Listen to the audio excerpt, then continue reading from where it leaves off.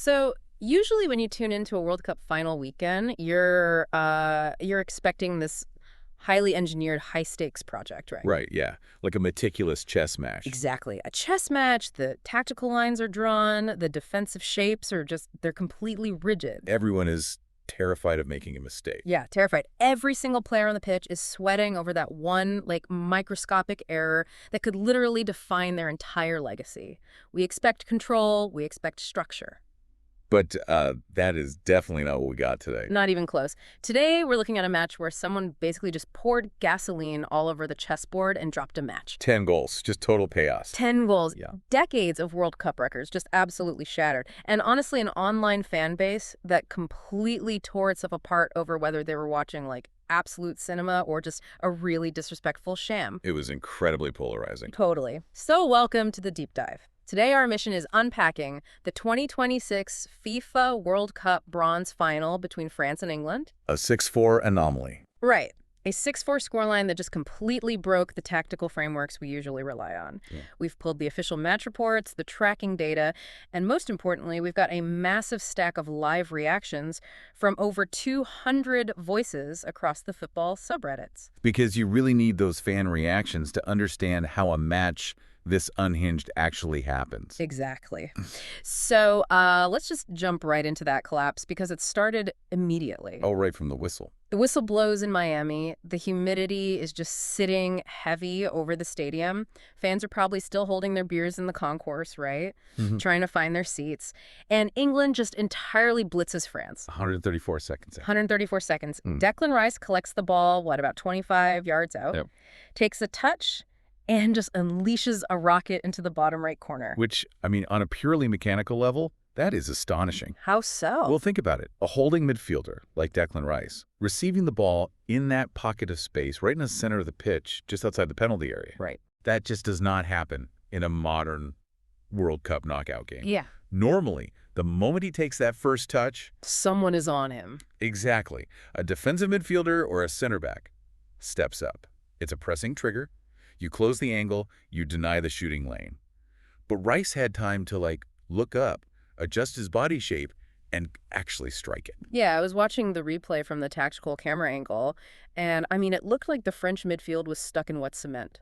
It really did. It wasn't just that they didn't press, they didn't even, lean toward him. Right, and that's the absence of defensive cohesion. It's like watching an orchestra where the string section is playing a symphony, but the brass section is they're just sitting there tuning their instruments. Oh, that's a great way to put it. Because a high defensive line, which France was attempting to hold, it relies entirely on the midfield putting pressure on the ball carrier. Which they didn't do. No.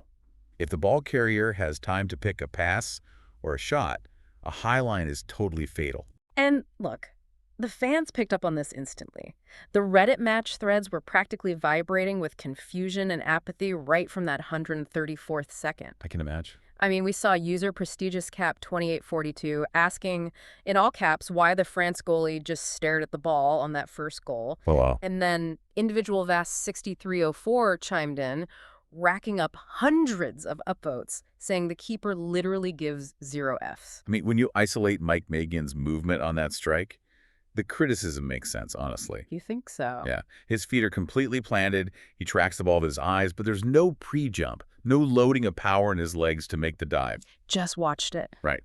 Goalkeeping at that level is all about anticipation. His body language just screamed resignation. Resignation is putting it mildly. User Hyrulian Victini was just spamming the match thread typing keeper with 20 question marks. Yeah, that's right. And it just cascaded from there. 18 minutes in, Ezri Konsa heads in a second goal from a Declan Rice cross. Total lack of marking. Right. And then Bukayo Saka decides to just, take over the game. He hits a quick-fire brace at the 37th minute and again right before the whistle at 45+1. 4-0. 4-0 to England at halftime.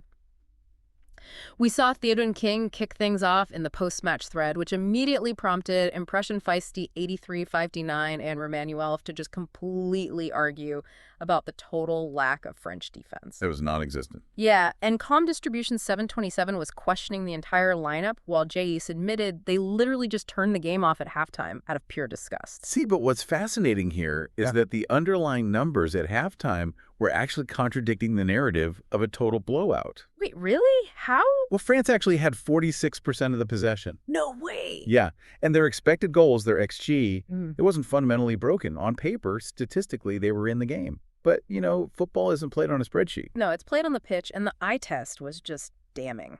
I mean, how does a team with the pedigree of France, back-to-back finalists in the last 2 World Cups, just stop playing? It's the context of the match. It has to be. Tarbuckle dropped a great pun in the threads, actually, joking, Mbappé doesn't look happy, and that basically captured the whole vibe. The French attack looked miserable. You really have to factor in the psychological burden of a bronze medal match for a squad of that caliber. For sure. For a team that fully expects to win the tournament, playing in the third-place match feels like a punishment. Right. It's just a contractual obligation imposed by FIFA. Exactly. The players are exhausted.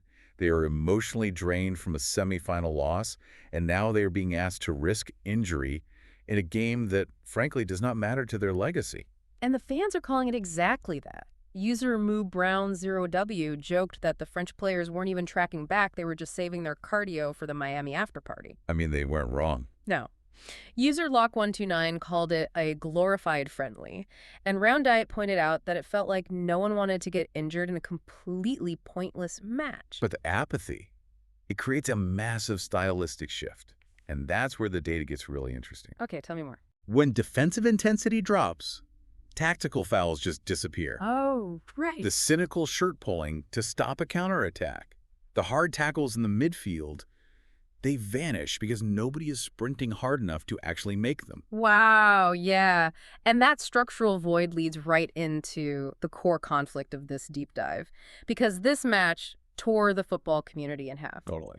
The context of a third-place match completely warps the viewing experience, basically depending on what kind of fan you are. Yeah. Let's look at the casual viewers first, the neutrals who just tuned in on a Saturday afternoon. They loved it. They thought this 4-0 first half was absolute gold. They were treating it like a summer blockbuster. Well, because for a neutral, there are no emotional stakes, right? They aren't agonizing over defensive shapes or, transition vulnerability. They just want to see the ball hit the back of the net. Precisely. We saw Suzumiachim calling it the game of the tournament. Sir Holy Cow declared it absolute cinema. Yeah. User Boxing Goose said they had absolutely no expectations and just wanted to enjoy one of the last games of the World Cup full of bangers. Which they definitely got. They sure did. Willing Departure 115 called it the most fun game of the entire tournament, and Brilliant Pool 1845 pointed out exactly what you just mentioned. They said it was just so incredibly nice to watch a game without fouls every single minute. Because it creates a highly fluid end-to-end spectacle. When teams aren't terrified of conceding, they take massive risks in possession. Like those crazy through balls. Exactly. They attempt low-percentage through balls. They commit extra men forward. They basically bypass the midfield entirely. It totally fundamentally changes the sport. Infinite Movie 7172 summed up that feeling perfectly, saying, this is what football is about. Everyone gets some. Everyone gets some. Yeah, and the ultimate analogy circulating through the threads was that this didn't look like professional football at all. It looked like a video game. Oh, that's a perfect analogy. User Ninho said it felt like watching an FC26 game on a PlayStation where tactics and discipline were totally ignored in favor of just, vibes. The video game analogy is incredibly apt, honestly. Sure. Think about the mechanics of a football simulation game. Okay. Defending in video games is notoriously difficult and, frankly, often unrewarding for the player. The game engine naturally biases towards attacking flair, pace, and shooting. Because that's what's fun. Right. Players hold down the sprint button and focus entirely on outscoring the opponent rather than grinding out a tactical 1-0 win. Exactly. We saw users Sad Restaurant 2490 and William99 echoing that exact same sentiment, saying it literally felt like watching a FIFA match where everyone is just holding down the sprint trigger. Yep. Sonny Vergor and Chameleon 2000 were also totally stuck on the EA Sports FC26 video game analogies. They were breaking down how the lack of midfield shape mirrored video game programming perfectly. That makes total sense. But here's the thing. While the casuals were eating popcorn and loving this arcade-style shootout, the hardcore supporters were absolutely losing their minds. Of course they were. The rage from the hardcore fan bases is rooted in a deep sense of betrayal. Betrayal. Yeah, because for a purist, a 10-goal game ironically devalues the sport.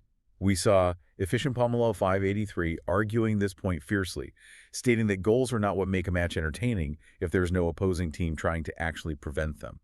That's a really good point. Right. If there is no resistance, the achievement of scoring is hollow. Defending, for a purist, is half the art form of the game. And we saw VPSJ simply asking, what the hell is a defense?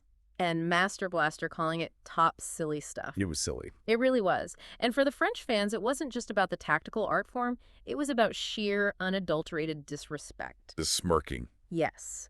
We had a curious earthling calling it an absolutely disrespectful, embarrassing shit show, specifically noting that the French players walked off the pitch at halftime smirking while changing shirts. Oh, man. I mean, think about the body language there. You were down 4-0 on global television representing your country, and you're smirking. The optics are disastrous. It's visual confirmation for the fans that the players do not care about the crest on their chest in that specific moment. Right, it just shatters the illusion. Exactly. It shatters the illusion of the warrior athlete giving their all for the nation. And the financial reality of being a traveling fan made it so much worse. We watched users Indiaba, Salient Cezanne, Humbuckaroo, and Theogoff just flooding the threads. I bet they were furious. Oh, completely. Pointing out the extreme disrespect to the French fans who spent thousands of dollars on flights, Miami hotels, and premium tickets for this. Yeah, it's not a cheap trip. No.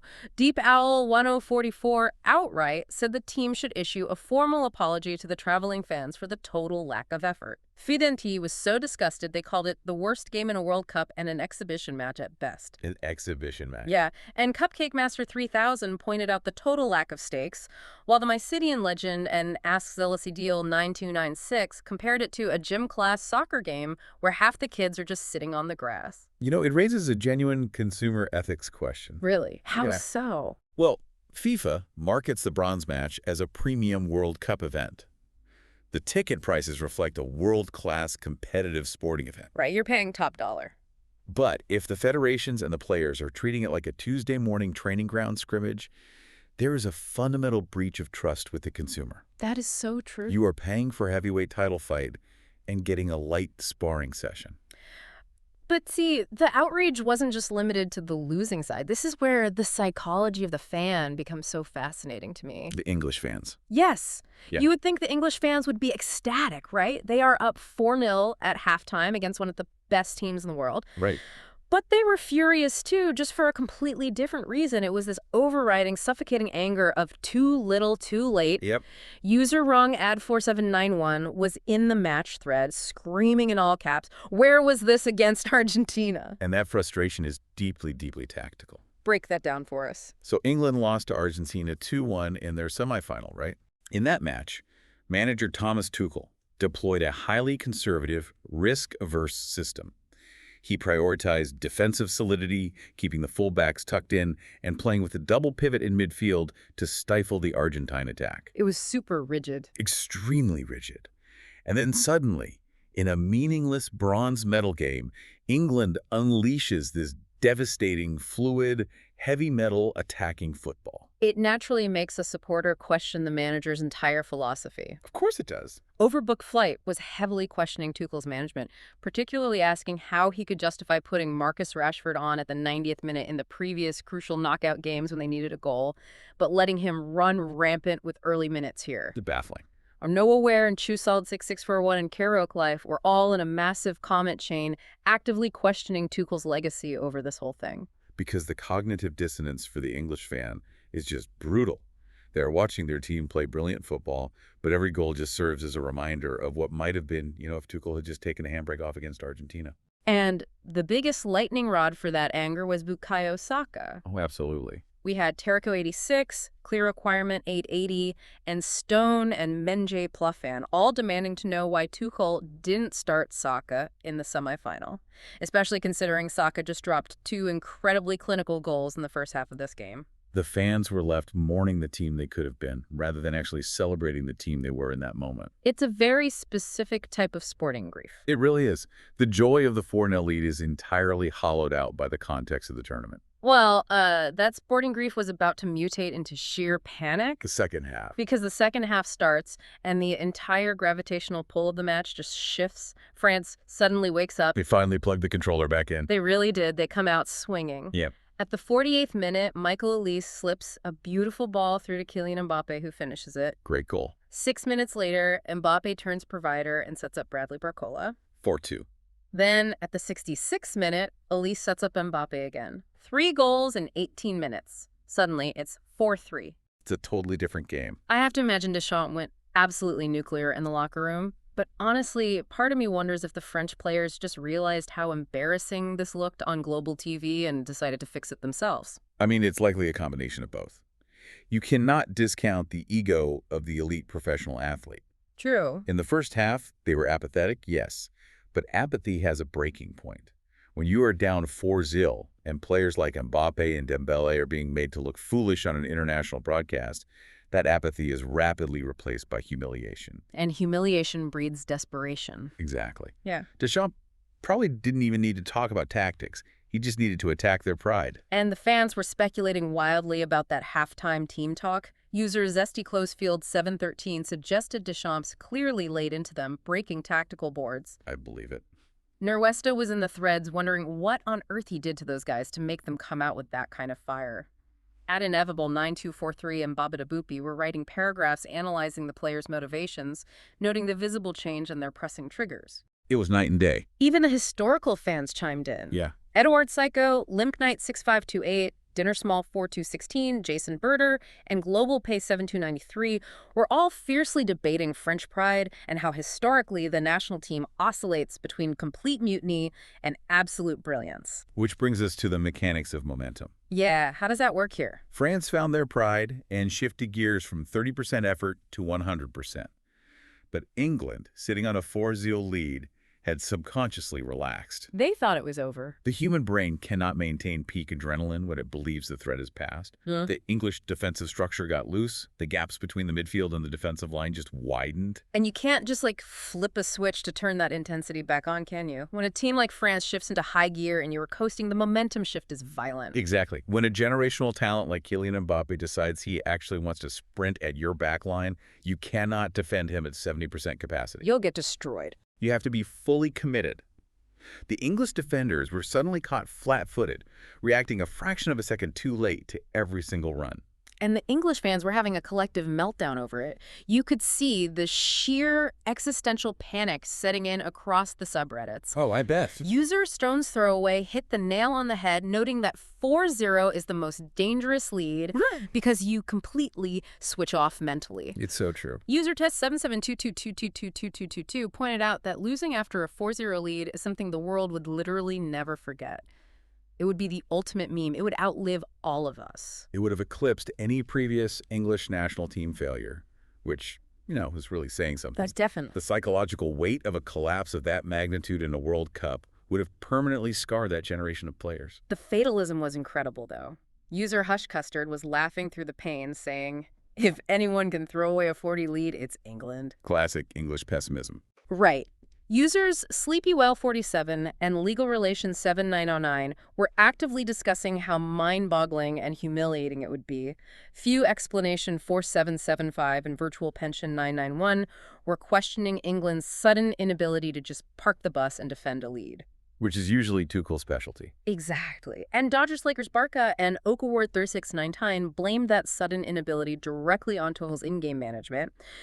But I loved user William99's take on this. Returning to the video game analogy from the first half, they said France managed to get new batteries for their pad in the second half. That perfectly describes the sudden, jarring shift in energy. France plugged the controller back in, and once they did, the entire spatial dynamic of the pitch changed. England just retreated. They were forced to retreat, but because they hadn't started the half with a defensive mindset, their retreat was entirely uncoordinated. And Mbappé was absolutely flying, smelling blood in the water, which brings us to the climax of this insane match. The final 10 minutes.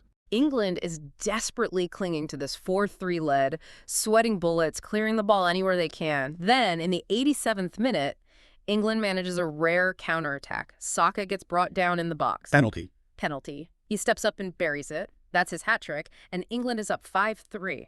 You'd think it's over, right? A 2-goal cushion with 3 minutes of normal time left. Exactly. But no. Deep into stoppage time, at 90 plus 6 foot, Ousmane Dembélé pulls one back for France. It's 5-4. It was relentless. The stadium is in disbelief. The French are scrambling to fish the ball out of the net to restart play, but then straight from the kickoff, Jude Bellingham immediately answers with a solo dribble goal at 90 plus 8 foot to finally, mercifully, end it 6-4.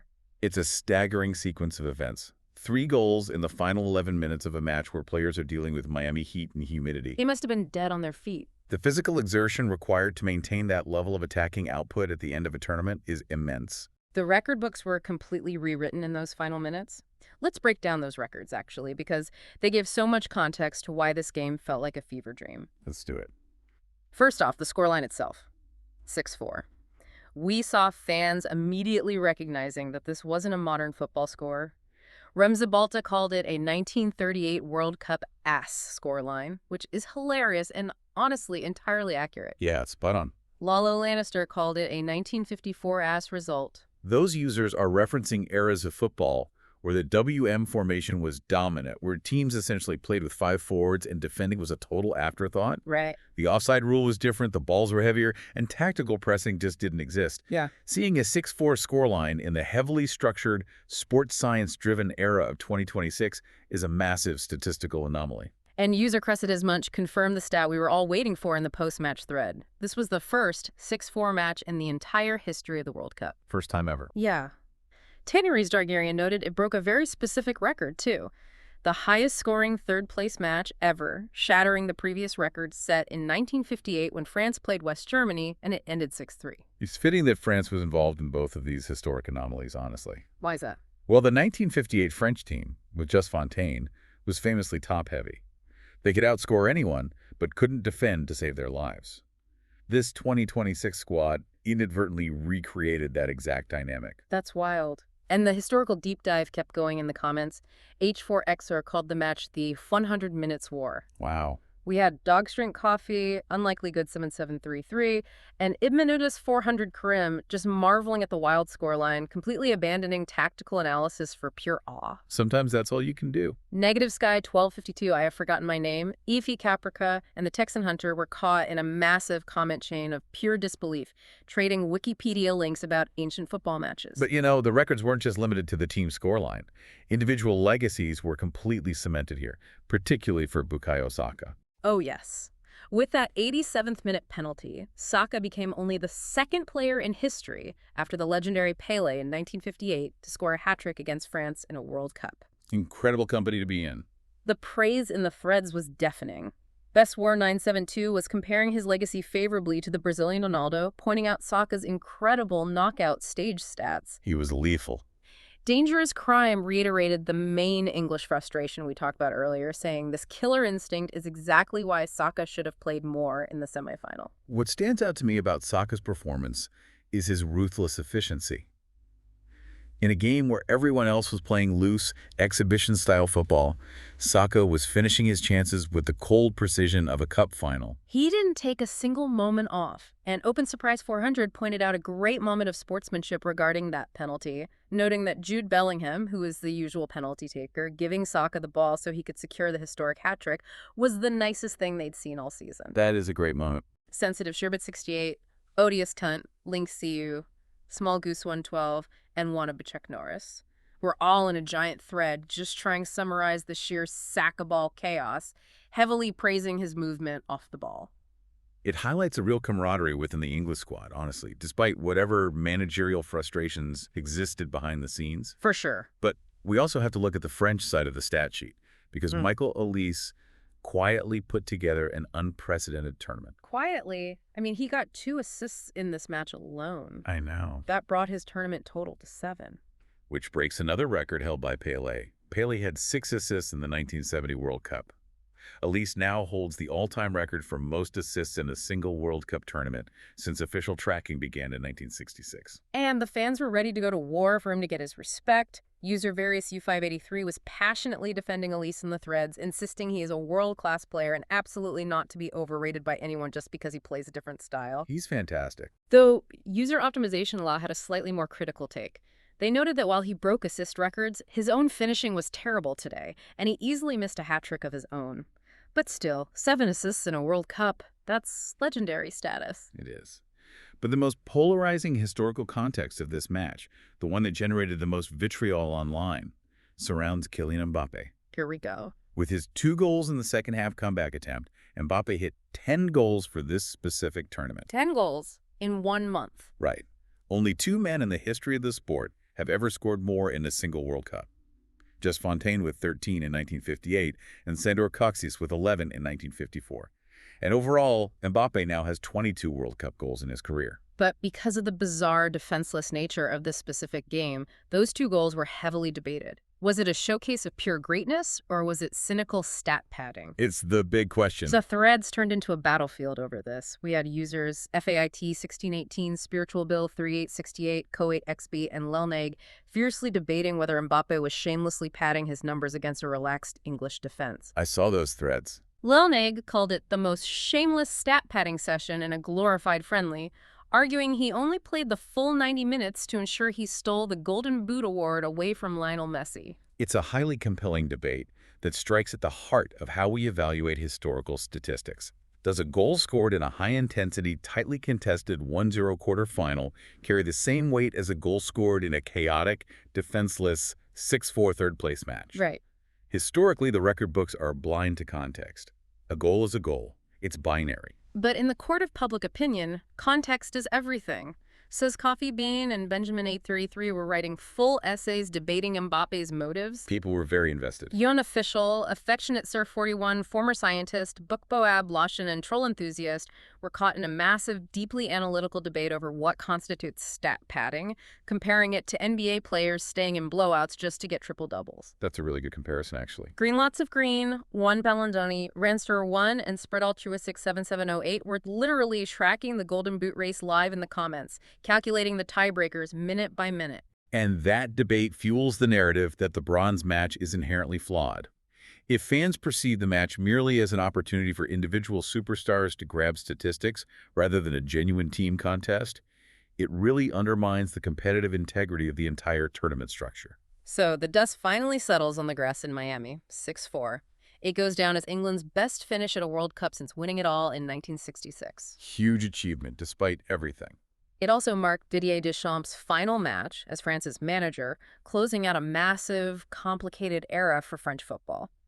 But before we wrap this up, I want to capture the sheer, unfiltered madness of the Reddit servers in the hours after the final whistle. It was a free-for-all. We promised a deep dive into the community sentiment, and the sheer volume of these reactions is the only way to truly understand the whiplash of this note. The volume really reflects how this game broke traditional analytical frameworks. When the tactical structures fail, the emotional reactions just completely take over. Everyone had a voice because the game itself defied logic. Exactly. The threads were moving so fast, it was like a waterfall of consensus, conflict, and pure comedy. We had GeoGeo92 joking it was just a typical 6-4 game, while Stonewalled89 sarcastically said it was the scoreline we all predicted. Nobody predicted that. Walking Cloud asked, when's the second set? Treating it like a tennis match. That's hilarious. Ragged Slugger 21 called it the most drunk match ever, and Adam Mix66 said he'd accuse anyone who actually predicted the scoreline of straight-up witchcraft. The contrast to the upcoming final was a major talking point too, wasn't it? Oh, totally. We saw Lamater D pointing out that this bronze match might literally have 10 times the goals of the actual final between Spain and Argentina. Which is very likely. And Yerk agreed, joking that this 10-goal thriller perfectly set everyone up for a 0-0 snooze fest in the final. But for the English fans, the joy of the win, despite the tactical anger, was still bubbling up, right? Yeah, Bazinga88 was just shouting, "It came home, lads," in all caps. Southern Beekeeper 22 was just incredibly glad the game wasn't a boring flop at the end, and Whole Finance 2498 summed it up beautifully, calling it a great unofficial final and a fantastic advertisement for the entertainment value of football. It definitely entertained. But the civil wars in the comments were relentless.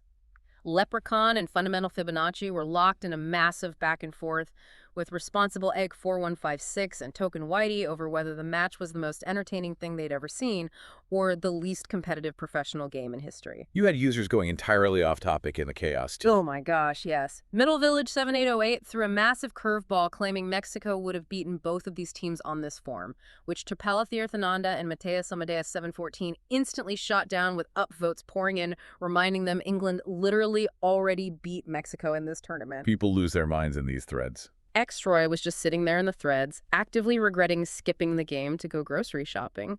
Mr. Bobo Catman and Wide Chrome 1 got into a heated spat over whether conceding 6 goals in a bronze match actually counts as a historical humiliation, or if everyone just forgets it in a week. I don't think anyone is forgetting 6 goals.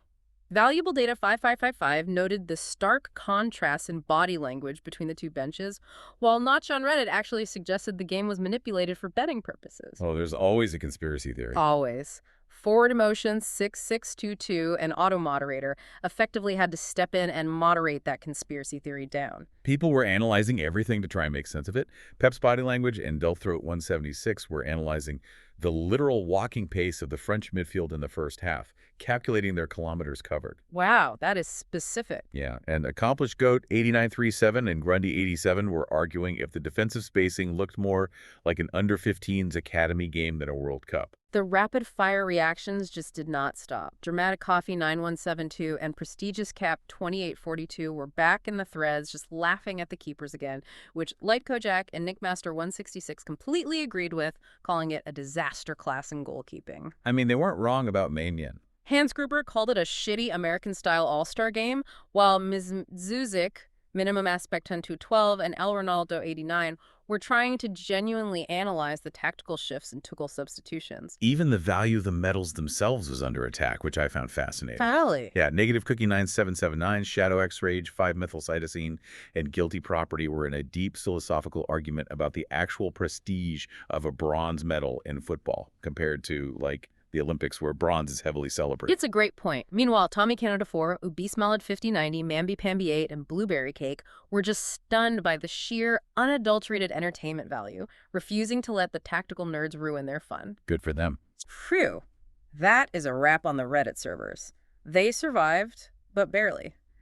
We've looked at the tactical collapse, the historical records, and the absolute bipolar meltdown of the global fan base. It leaves us with a fascinating, almost unresolvable paradox, really. How so? Well, this match devolved into a 10-goal, defense-free, stat-padding exhibition that completely infuriated football purists, angered the paying matchgoers who expected a serious contest, and drove hardcore supporters to question their own managers' legacies. Yeah. Yet simultaneously, it provided a historically unprecedented spectacle that highly entertained millions of television casuals and set records that will outlast us all. Which raises a crucial, highly provocative question for the future of the sport.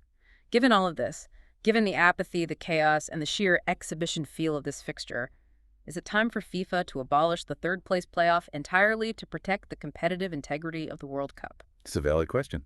Or is the sheer, unadulterated, unpredictable entertainment of matches exactly like this one, exactly what the modern, heavily sanitized era of the sport needs to keep casual fans engaged? That is the ultimate tension between sport as a rigorous athletic competition and sport as global entertainment. And that is the perfect question to leave hang in the air. To you, listening right now, thank you for coming on this incredibly wild ride through the Reddit threads, the tactical breakdowns, and the record books with us today. It's a brilliant reminder that sometimes the rigid, organized chess match we expect from a game is completely useless, and the muddy, chaotic, emotion-driven reality is where the most memorable stories are born. It's true. Sometimes the best part of sports isn't the shiny gold trophy at the end, but the sheer, unpredictable madness along the way. Keep diving deep, and we'll catch you next time.